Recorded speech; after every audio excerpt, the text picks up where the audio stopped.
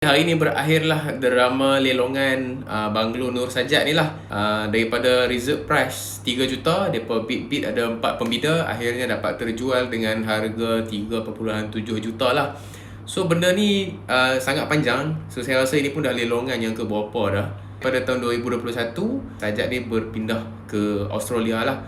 And then dia cuba nak jual dia punya property tu dengan harga 9.5 juta, tapi tak ada pembeli dan akhirnya terpaksa dilelong oleh bank lah.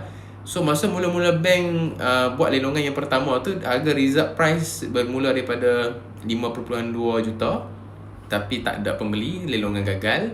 So dia turun lagi lelongan kedua, ketiga, keempat, sampailah akhirnya 3.97 juta pun tak ada pembida lagi.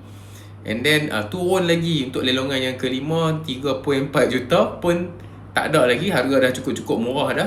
So beberapa faktor lah yang menyebabkan Banglo Nur Sajat ni lambat terjual adalah disebabkan oleh mungkin faktor pasaran hartanah tu sendirilah, dan isu khusus pemilik tu. So siapa yang tak kenal Nur Sajat kan, mungkin lah kan, semua orang tahu dia macam mana. So orang mungkin ada sentimen yang negatif ataupun stigma lah terhadap properti yang dia miliki tu. So, tapi kalau kata investor yang sejati ni, dia tak akan berfikir dengan benda-benda macam tu lah. Dia akan tengok peluang. So lagi rendah harga, kemungkinan lagi banyak peluang dia akan go big je. Dia tak kisah pun benda-benda yang macam tu.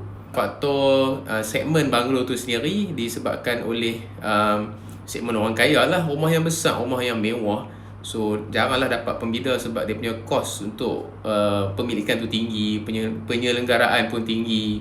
Dan orang pun ada duit dan orang boleh buat pilihan sendiri dia nak property yang macam mana. Instead of spend 3 to 4 million untuk beli property macam ni, mungkin dengan bajet yang sama dia boleh buat rumah sendiri di atas tanah sendiri mungkin.